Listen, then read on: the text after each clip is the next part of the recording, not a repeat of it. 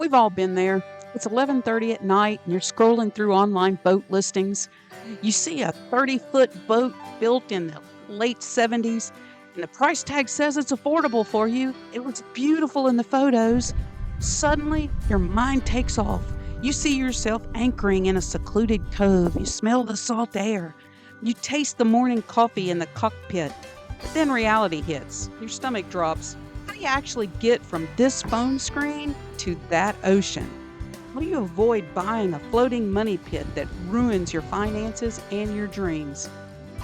Welcome back to Secondhand Sailors. Today, we are breaking down the exact step-by-step journey of buying your secondhand sailboat.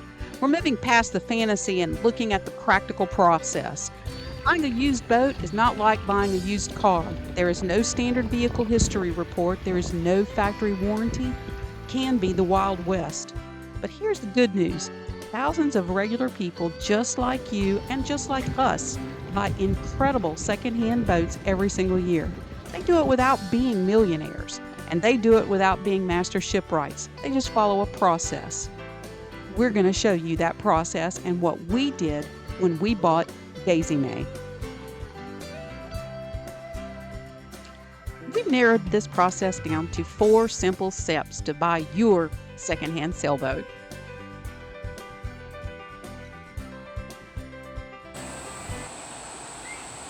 Step 1 is to define your mission. What do we want to do with the boat?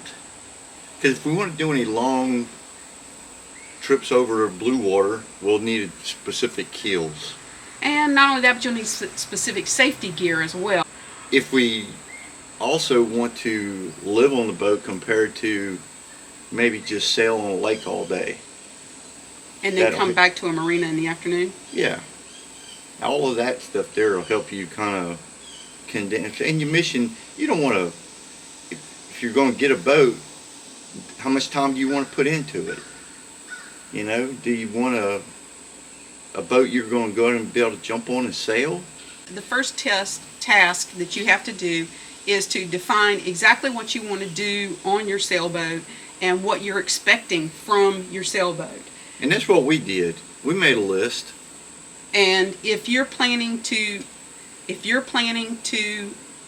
circumnavigate the world, that will require a different kind of boat than if you're going to be a coastal cruiser visiting your local barrier islands and cruising your local area. That requires 2 different types of boats. Also, are you planning to spend the majority of your time hooked up to shore power at a marina, or are you planning to be on anchor somewhere? If you're planning to be on anchor, the setup for your boat and the requirements of things that you're looking for in the initial purchase will be different. Am I correct? Yeah, your energy draw. So you have to look at your battery management systems, whatever you have on board. So you kind of look at it like, this is our first bubble we're going to work through, is what specifics are we looking for? Don't look and say, okay, I've got $6,000, I'm going to buy a boat and then take off. Because that's not going to happen.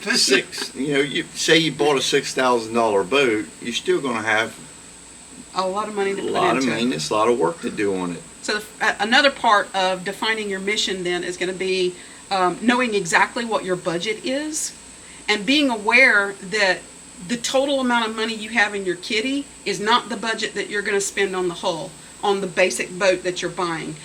You're going to need to set aside at least 1/3 of your money. I would say 1/3, 1/4 to 1/3. Yeah. About 1/4 to 1/3 of your money needs to be set aside for all the peripheral things that you're not thinking about up front when you're dreaming about your boat. Things like you're going to have a place to put your boat. Do you need a slip for that? Because if you do, there is going to be an upfront charge on that, and you need to have money to cover that. The second one is insurance. If you're going to be in a marina, all marinas require you have a certain amount of insurance coverage on your boat. And so therefore, that's got to be taken care of ahead of time as well. So make sure that your budget accommodates those kinds of things. As well as when you buy that boat, there's always going to be something that you're going to want to tweak and make your own. So you're going to need to have extra funds to do that as well. So as part of defining your mission, you need to know exactly how much money you have to spend on the boat itself. Yeah, because you're going to have one list of things, what you're requiring with your boat. You're going to have another list of safety items, and then you're going to have another list further down the line that comes up when you're having your survey done or you're looking at all of that. Make yourself a list of non-negotiable items. That's what Turner and I did. And we went through and had this list of things that we knew we wanted, and we also made things that were not necessarily non-negotiables, but things we wanted to compare between different types of boat. For example, does it have a skeg rudder? Well, that could be really important to you, and the type of keel you have, based on what your mission is, what you want to do, that keel is important. So you might want to have a space for just a list of comparing those things. That was what we did, and we would make a column for the boat we were looking at. Each boat that we went to go visit and consider, we would research it on paper first, know the model, know what all parts were available in that model so that we could compare it to other things that we were looking at the same time. If there were certain things we liked on a certain type of boat, we may look at more of those, and if there were some boats that none of the layouts fitted what we liked, we just struck them off the list. Exactly. Some of the non-negotiables that we had on our list were actually comfort items. They weren't necessarily part of the practical boat things. They were non-negotiable to us because we knew we were going to be spending time at anchor and living on our boat for extended periods of time, so we knew we wanted things that were going to make us comfortable and make our boat livable. That walk-around bed that we showed you in the tour, and that stand-up and we shower, also, the stand-up shower. We don't want to live broke, so when you're setting up your budget, yeah, be realistic.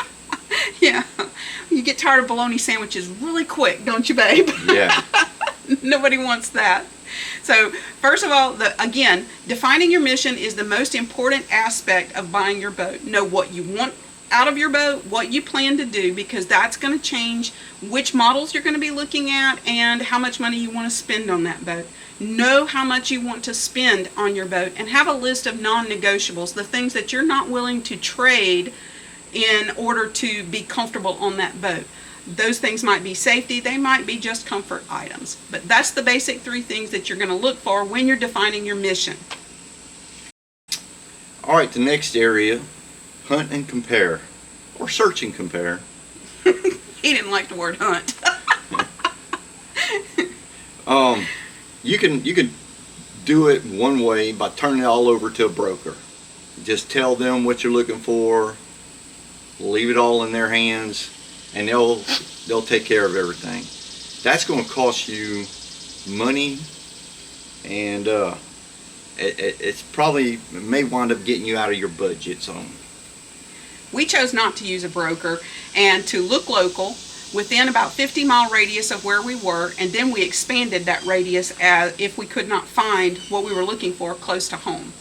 For obvious reasons of money, we chose to look on our own and without the use of a broker. We also chose not to look at a lot of boats that had a broker listed. We found that brokers now require you to put like a 5 to 10% deposit on a boat before they will even show you the boat or crank the engine. Cranking the engine, in our opinion, is non-negotiable. If that engine is not functioning from cold start like we want it to, then we're not even considering putting a deposit on a boat. Yeah, don't even waste your time then. When you step on a boat, if you're not comfortable with it, walk away. If you have a boat that comes up and it might be the one and it's 500 miles away, you may be able to find one that's closer. Don't go all crazy looking across the country. Or in foreign countries. If you don't have airfare built into your budget, don't look in Italy. Stay local. If your budget, if you don't live in Italy. Like I said, if you got a $6,000 budget, work within your $6,000. Stay local. Don't get outside of that. Sometimes if you work with brokers, they'll start showing you boats and things look better and better, and then you start wondering, can I really afford it? Whereas if you only got X amount of dollars and that's your cash money, that's what you're working with, it'll keep you in the zone. And a lot of times remember too that a broker is working for his commission. So he is going to try to talk you into some things that maybe don't fit what you've listed on your non-negotiables and so on. And we're not saying don't go with a broker. We have gone with a broker before, and it worked out really well for us. We're just saying that this time, our last time, we went without a broker. We took and said, okay, we've got this pocket of boats that we can choose from that matches this amount of money. Anything outside that zone, we tossed. We said, okay, we're not even going to look at them. There's no sense in even. And then we said, okay, within those boats, these items come with it. These items need to be replaced. These items may not be something I even want on the boat. Started tossing. So you wind up shrinking your pool of boats that you want to look at. And you do all of those things on paper before you ever step foot on a boat. You can analyze those things by researching the model number online. You can find boats online. That's a large, where do you look for the boat is a good question also. We searched at Yacht World, we looked on Facebook Marketplace, we looked at Craigslist. You get a lot of recommendations word of mouth. Yeah. Once we started looking for boats and we start talking to people, people start sending you a lot of information on different boats. They start recommending boats. People in these harbors know the boats that's in the harbors. They know who's down there working on them, who sails them, which ones are dock queens. And who's been kept up with maintenance. So go walk in the marinas, talk to people down there in the marinas. They're going to let you know. Step 2, again, you're going to hunt for the boat and compare all of the options that you have available, throwing out items, throwing out boats that do not meet your price range or that are not specific to the list of non-negotiables that you have made or that are too far away, etc., etc. Go through, narrow that list down. You should come up with anywhere from 3 to 5 boats that you actually want to go tour and take a look at. It saves you time in the long run, and it keeps you from dreaming, looking at these boats and dreaming what it could look like. Look at it for what it looks like now. So you found a boat or a couple of boats that you would like to get, that you're wanting to move forward on. You've weeded out a whole bunch of them. Now's the time to do some inspections and then turn it over to a surveyor. Let that professional work on it. So some key points you might want to look at when you just stepped on it. Things we looked at. You know, step down, look in the bilge. There's a lot of oil down in that bilge. If there's any oil, walk away. There's a lot of water down in the bilge. You know, I mean, boat's going to have some water in the bilge, but I mean, you can look at it and tell and smell down inside of them. Also, crank the engine from cold. That's right. We're going to crank the engine from cold, see how it runs. I want to look at the maintenance of that engine. I want to look at how many hours is on the engine. Buying an older boat, you're probably going to have some higher hours on them, but if they're maintained well, you don't have to worry about it. I mean, you can keep up with it and you keep a diesel engine running a long time. Also, your hull. Check the hull for soft spots on the deck. You can repair soft spots on a deck, but it's a major project and it is a pain. Because I want to look all over the boat. I want to look at everything I can up to my ability. During your inspection, look at the sails. Pull them out of the lazy jacks and feel them. They should feel stiff and crispy. If they are soft like a blanket, they will need replacement almost immediately. Also, take a look at the stitching. Is it old and breaking? That's a red flag telling you they will need repair, or worse, they could fail while you are underway.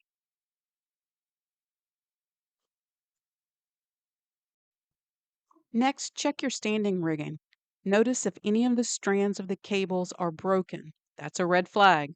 Also, check the turnbuckles. They don't need to be broken either. Make sure it is secured to the deck properly.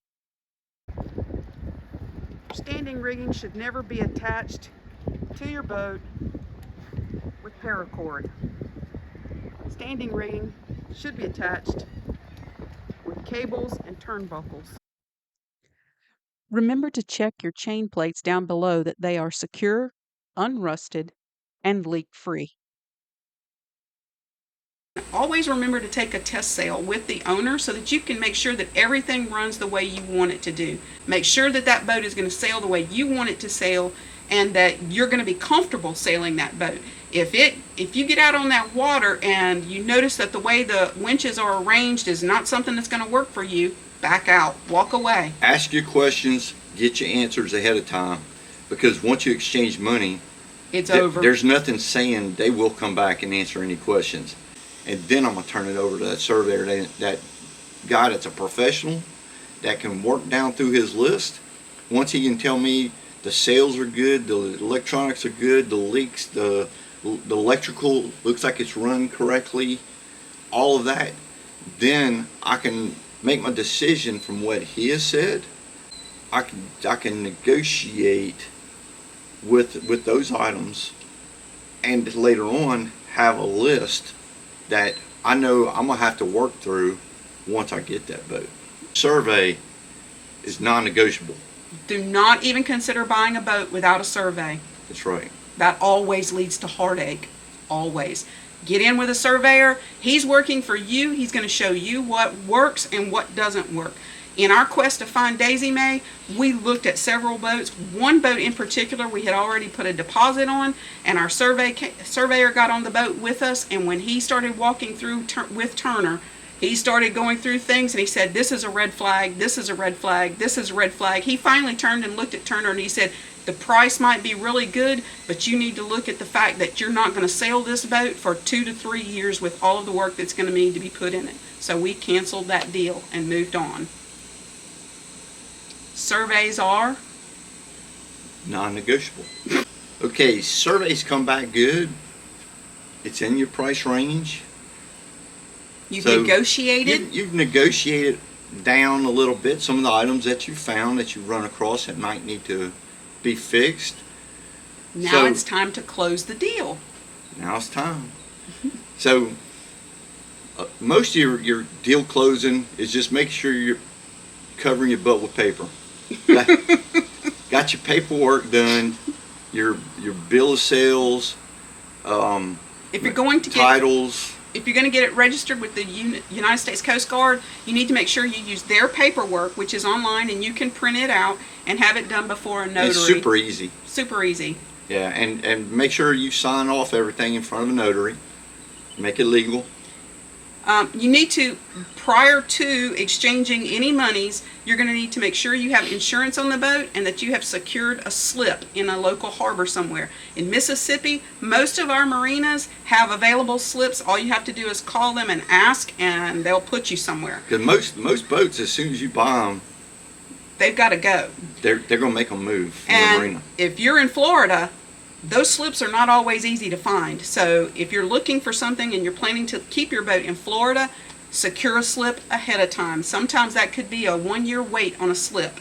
So make sure that you've got that slip arrangement already taken care of before you give anybody money for that boat, because that boat's going to have to move just as soon as you've got that paperwork in your hand and he hands you the keys. You're going to have to be moving. And if there's any items that they said they will fix on that boat before you step on there, don't exchange any money or sign anything until you inspect it and make sure that they're fixed. Exactly. Once it's done, go enjoy your boat. Absolutely. All right, I think that pretty much wraps up everything that we've got for you on how to buy your own used sailboat. If you've got any questions, please drop Turner a comment down below. Ask him anything you need to know. I'm sure he'll be happy to share his extensive knowledge with you. A lot of wisdom. Wisdom and wisecracks. Leave us some likes and comments. Absolutely. Subscribe. Yep. And share this channel with everybody you know. And as always, till next time, tell your mom and them Turner said hey. We'll see y'all next time.